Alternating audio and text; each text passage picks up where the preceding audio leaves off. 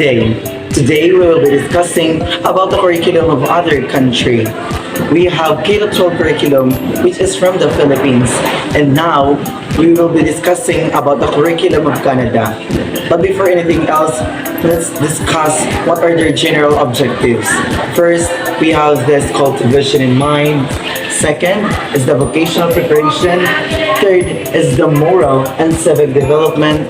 And third is the individual development. So let's define them one by one. First, we have cultivation in mind. So basically, cultivation in mind is all about how to prepare the learners and expanding their horizon. With that, learners can be able to prepare themselves mentally.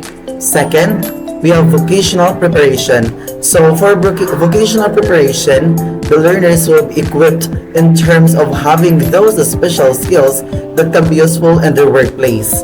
Another one is the moral and civic development. This objective will allow the learners on how they can be able to appreciate their own country and value ethical behavior and attitude. And the last general objective is the individual development. This is more on how the individual must develop themselves mentally, emotionally, and physically. And all the skills must be developed in child's development, because as we all know that every child have different capabilities, and it's really much important to use some strategy, and one of this is the student-centered. While the predominant focus on Canadian education is on progressive or child-centered education, but there has been some return on the traditional teacher-centered approaches to ensure that there is an adequate and strong treatment of core subjects and skills within child-centered approach. So it is very much important that in school there must be a child-centered education wherein the child must be developed specific skills that can be useful in their workplace. And that would be all the general objectives of education in Canada.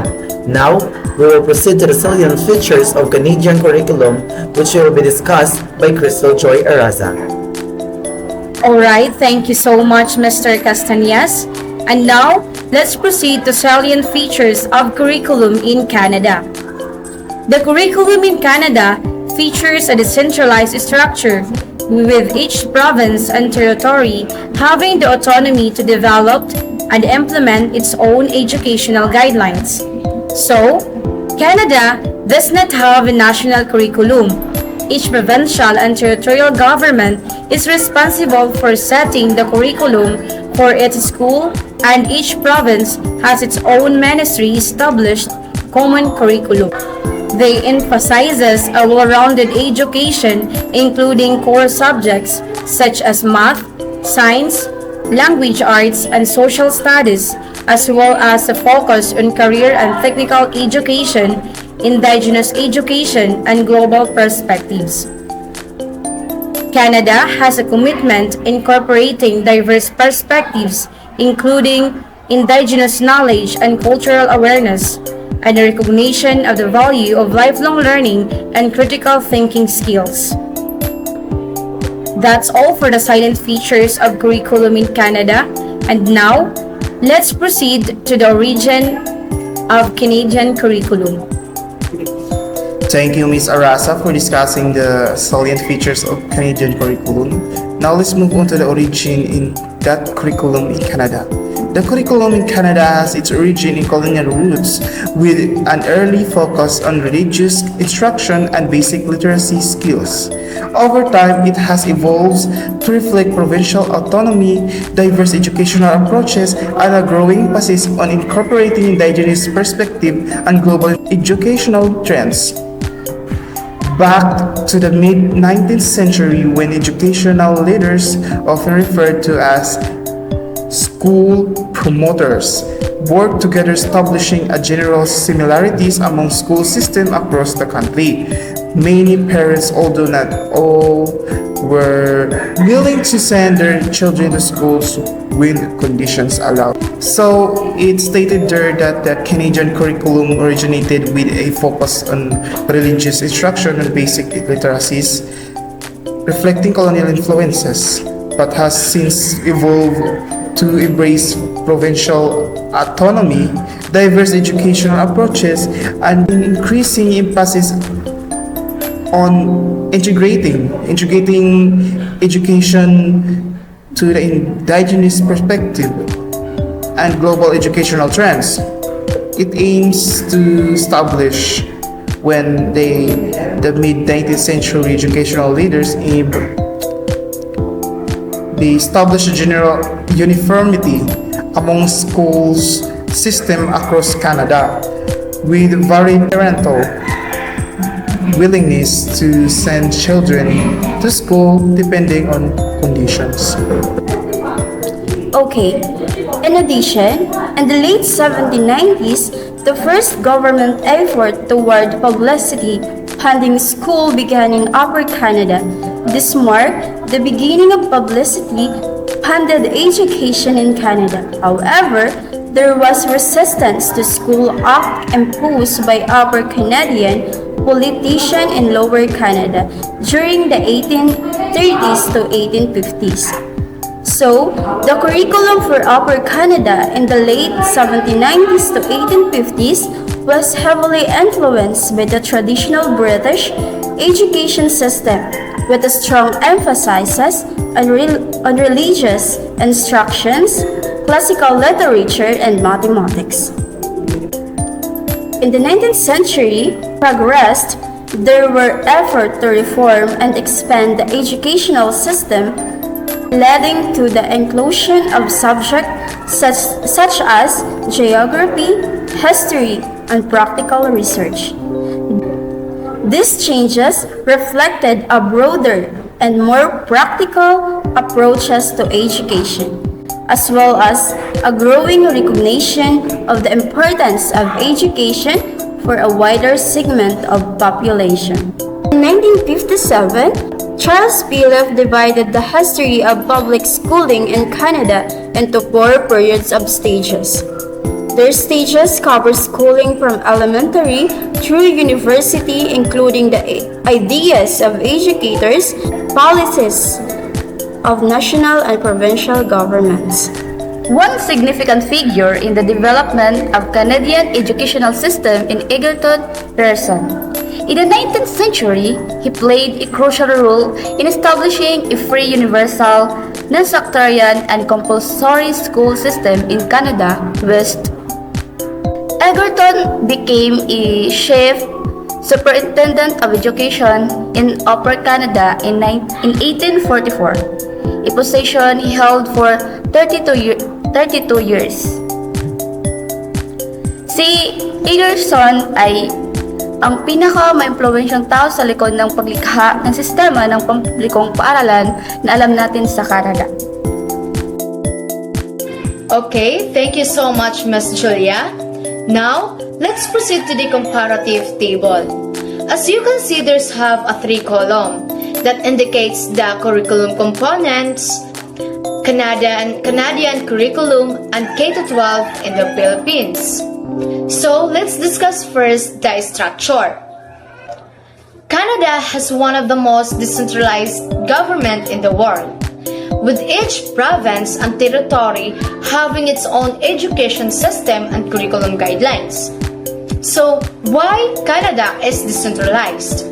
Kasi, hindi lahat ng paaralan nila ay pari-pariho yung curriculum guidelines nila. Like for example, here in the Philippines, in summer, mayroon tayong K-12 curriculum. But in Visayas, wala silang ganong curriculum. Hindi ini-implement ng government nila or hindi ini-implement doon sa kanila ang K-12 curriculum. So parang ganon, lahat ng paaralan sa Canada ay hindi pari-pariho yung education system or curriculum guidelines. The Canadian education system is divided into 4 stages, which are the kindergarten, primary education, secondary education, and post-secondary education. Kindergarten is the first stage of formal education in Canada, but it is not a mandatory for all children. Unlike here in the Philippines, it is centralized because it is implemented nationwide. Lahat ng paaralan dito sa Pilipinas ay ay pare-pareho yung curriculum guidelines or curriculum system, 'di ba? Dito sa Pilipinas is kindergarten is mandatory talaga. Kasi hindi makakapag-grade 1 yung isang bata kung hindi muna sila mag-aral sa kindergarten. And that is the difference of education system between the Canada and the Philippines. Thank you, Junaira. And let's come to the core subjects of Canada and in the Philippines, which is the Canadian curriculum and the K-12 in the Philippines. So, let's go to the Canadian curriculum in their core subjects. They have math, science, language arts, and social studies. While in K-12 in the Philippines here, we have math also, science, English, Filipino, and Araling Panlipunan. So, their only difference when it comes to subjects are the language arts and English arts and also the Filipino. Because it also depends to the specific country because we all know that English is the international language, but in Canada they prefer to learn the language arts and so on because that's what I told you earlier. It depends to a specific country and their and their preferred subject in the curriculum. So let's go to the additional subjects in their curriculum. So in Canada, they have French in some provinces, physical education, arts, music, career, and technical education. Maybe in French, it depends also in some areas in Canada. And when it comes to K-12 in the Philippines, we have mother tongue based, multilingual education, and education sa pagpapakatao. So, we only have 2 additional subjects. And also, hindi rin pwede ma-post na yun. So, every subject in the additional, in the curriculum, it always depends to a specific country or areas in a country because we have different beliefs and our own ways of teaching. Just like the Canada, the French subject that it says here that it's just limited. It just can be available in some provinces.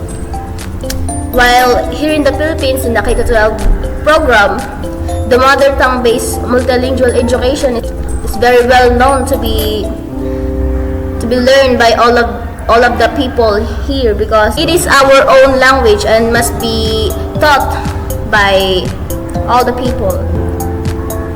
Okay, let's move on to focus areas. In Canadian curriculum, Indigenous education and cultural awareness, career and technical education. Indigenous education is born from the territory and ancestors.